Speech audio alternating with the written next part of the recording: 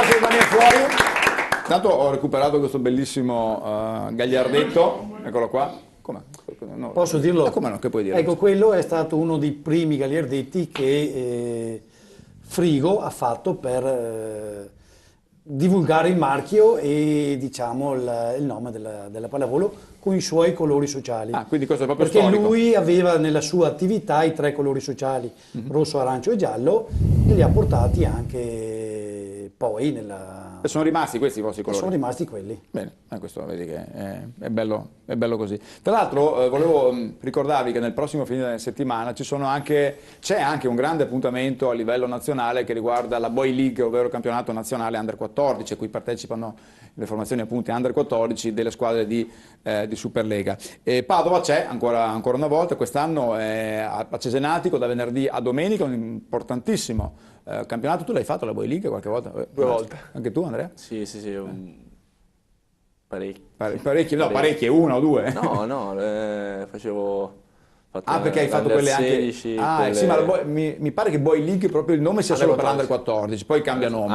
No. Poi diventano finali nazionali, Sì, questo è più gestito dalla Lega, le altre sono più gestite dalla federazione. Tu hai fatto con Treviso? Molto bello, tra l'altro. Sì. Vero, sì, 2 volte ho fatto, sì, molto bello. Infatti, tu sei sempre stato un po' precoce, no?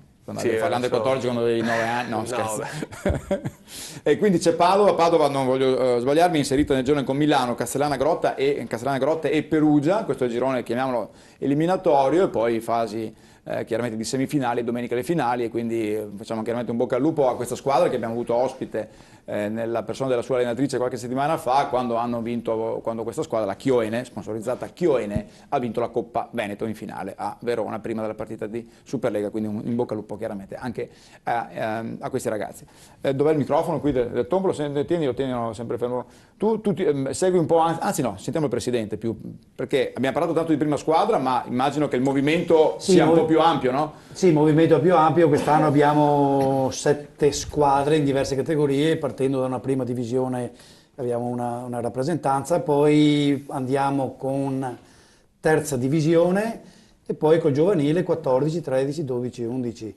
Qui lavoriamo Totale, gruppo? un 150 abbonati, anche perché collaboriamo con gli under, con la Comitense, che è una società vicina a noi. Sempre molto forte, tra l'altro, a livello del giovanile la Comitense è una tradizione importante. La importante. Comitense ha sempre fatto bei risultati l'anno scorso, gli anni passati, per cui diciamo c'è una tradizione per quanto riguarda loro del giovanile, e ci siamo messi assieme appunto per continuare a sviluppare, visto che la vicinanza non è, o meglio la lontananza non è troppo distante, elevate, certo. E bisogna in qualche maniera darci ammortizzare, darsi certo. una mano e quant'altro, per cui Quindi una collaborazione che lavora bene. Non vi annoiate? No.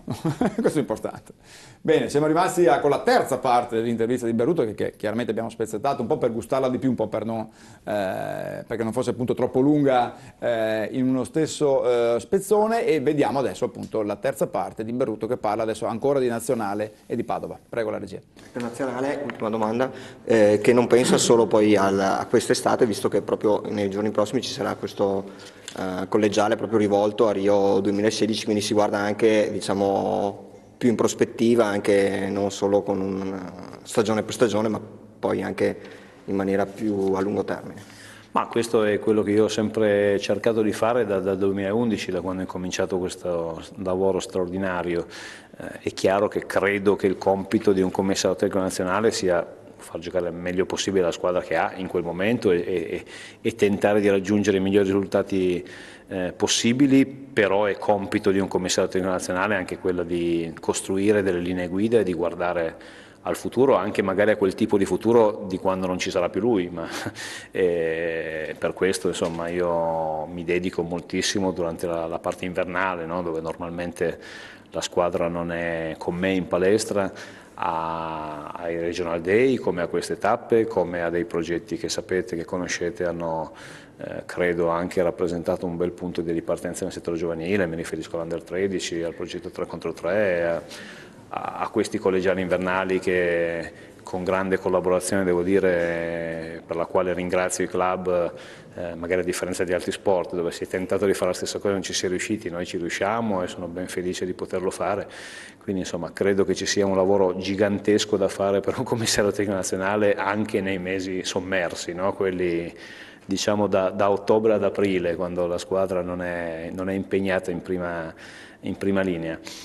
Lo faccio e sono felice di farlo perché penso che sia giusto farlo e sia compito e dovere di un commissario tecnico di una nazionale. Mirko non si ferma a berruto durante l'inverno, ha detto in poche parole, no? Perché tante volte dicono l'allenatore nazionale durante l'inverno non fa niente, in realtà lui qualcosa sta facendo. Continua a girare, è giusto insomma, Giusto anche perché è un investimento, insomma, deve mettere le mani avanti penso per il futuro, insomma. Mi dico, quanto ti sei appassionato di pallavolo in questi anni? Perché tu non venivi proprio dalla pallavolo, no, non avevi no, una tradizione, non sei un ex giocatore. No, io sono un calciatore, quindi. Ecco, quindi. Sì, sono capitato per caso alla fine perché avevo un collega che mi aveva chiesto e alla fine sono capitato in mezzo, poi mi è piaciuta, insomma. Piace l'ambiente, stai bene? Piace l'ambiente, sì, poi ho trovato effettivamente un ambiente che non conoscevo, ma un bel ambiente, cioè comunque dà abbastanza serenità, poi ci sono stati anni più difficili sicuramente, tanta pressione a volte, però alla fine ne siamo venuti fuori. Adesso probabilmente, secondo me, negli ultimi anni, almeno personalmente sto raccogliendo un po' i frutti dei primi anni, quindi c'è più tranquillità anche a affrontare i momenti più difficili. A te è anche legato un ricordo che poteva diventare tragico, ma che per fortuna anche grazie al tuo intervento non lo è stato, no? Mi riferisco all'arresto cardiaco che ha avuto questo belga che doveva giocare a Padova, ma che purtroppo non ha mai giocato perché durante un allenamento, Mirko, qualche anno fa cosa è successo? Sì, ha avuto un arresto cardiaco e niente, è andata bene. Tu sei stato il primo ad arrivare, ricordo? Sì, è andata bene, ero anche fresco, avevo fatto l'obiettore in Croce Rossa, quindi ero anche fresco di certe cose. Di primo soccorso? Sì, è andata bene. È andata bene. Poi tra l'altro la cosa che mi ha colpito è che lui è tornato a giocare, non più in Italia, perché tu mi insegni che dopo un simile problema i certificati di idoneità agonistica difficilmente vengono rilasciati poi, però all'estero mi pare che ci siano normative diverse, per cui lui è tornato a giocare. Sì, lui è tornato a giocare con il defibrillatore. Ha un defibrillatore interno. Quindi sì, hanno... ho visto una scena su internet che mi ha... Sì, l'ho vista anch'io, che ha lui avuto un altro... È di nuovo svenuto, come si dice svenuto, corretto? No, ha avuto un'altra fibrillazione e il defibrillatore che aveva scaricato praticamente. E quindi lui dopo un po' si è rimesso... È rimesso e dopo dall'intervista che avevo capito un pochettino cosa aveva detto, ho detto almeno sono sicuro che funziona. Quindi... Io l'ho visto su internet, vi posso garantire che è stata una delle cose, cioè, vedere questa persona che ancora una volta... Allora, qui è un po' il limite tra l'incoscienza e la grande passione, non so come chiamarla, comunque ognuno poi la chiama come vuole, non è questo il problema. È che fortunatamente questo defibrillatore... Sì, anche perché ha figli e moglie, insomma, già al tempo quando era qui, insomma, aveva già... Quindi lui ha avuto è caduto di nuvo, è partita la macchinetta, adesso la faccio un po' sì, più o meno romanzata, e lui si è rialzato in piedi. Come è successo qui a Padova, insomma, ha fatto un giretto di corsa e poi era qui c'eri tu. Lì c'era il defibrillatore. Qui c'eri tu, che fortunatamente in pochi istanti, Presidente? Un bel pensiero, perché questo qua anche per noi dal prossimo anno diventa obbligatorio avere il defibrillatore e qualcuno che lo sappia usare, per cui esatto, bravo. Anche i tecnici dovranno attivarsi per imparare a far funzionare insomma, direi che questo strumento che diventa fondamentale. È molto fondamentale. Diventa fondamentale. Già dalla palleggiatrice. Ma io volevo sapere, se anche a te, se quello che dice l'allenatore è tutto vero oppure... Beh sì, non posso contraddirlo. Non puoi contraddirre? No, perché non ci sono le multe, però ci sono le parole. Ah sì? Quindi... Ascolta, come va la ricezione? Perché al palleggiatore bisogna chiedere che... Cioè ti fanno correre o le schiacciatrici, dove sono qua quasi tutte schiacciatrici? Anche sì. Come qua. Beh, va abbastanza bene. La Salmaso riceve, come riceve la Salmaso? Insomma... Scappa un po' via la palla, va in tribuna. No, siamo abbastanza regolari in ricezione. Facciamo magari un po' più difficoltà in difesa, poi dipende dalle partite. Però in linea di massima siamo abbastanza regolari, sì. Insomma, se no non saremo a -1 dalla prima. Oh, finalmente, è così. Mi passi... Ti diverti anche tu però in questo mondo qua? Sì, anche se ultimamente lo frequento poco la palestra perché sono sempre più impegnato in azienda. Però ci vuole passione per essere ancora lì, altrimenti non lo faresti, sì, no? diciamo che se la pallavolo tombolo fa i 30 anni, vorrei dire che ho superato i 20 anni di sponsorizzazione. Quindi, insomma, quindi ti vogliono bene a tombolo. Sì, dai, esatto. Dai. E viceversa. E viceversa, sì, viceversa. Direi di sì. Direi di sì.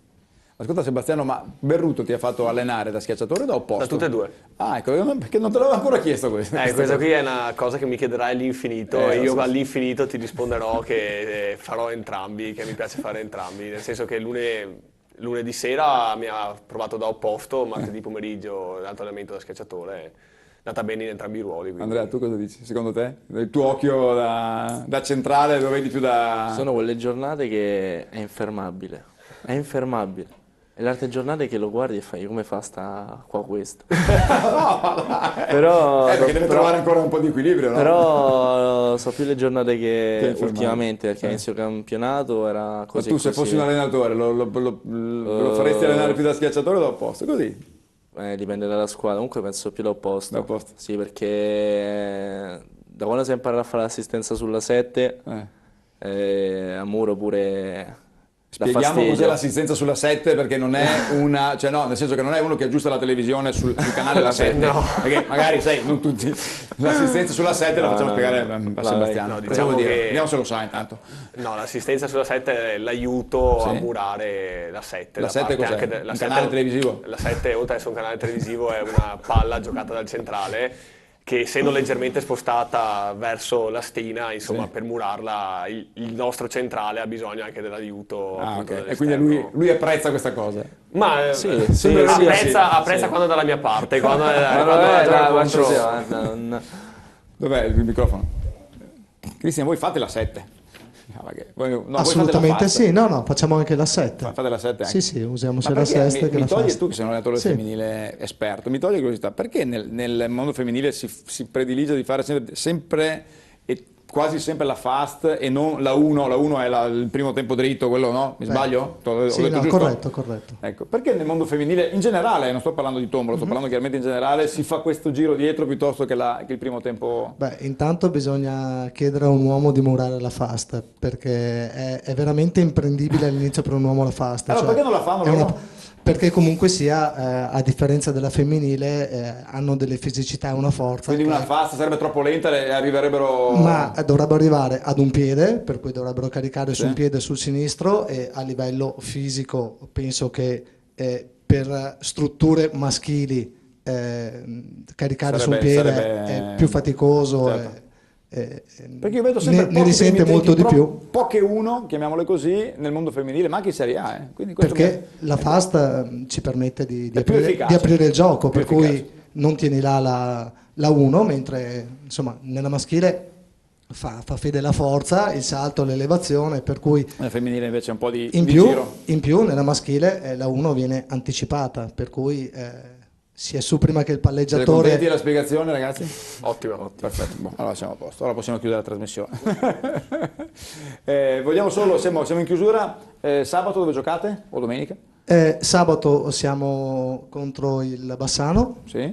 Partita difficile, e siamo in casa. Siete in casa? Partita sempre difficile, nel senso che vabbè, ma non si sa mai. Classifica queste? Sono, non mi ricordo, terza.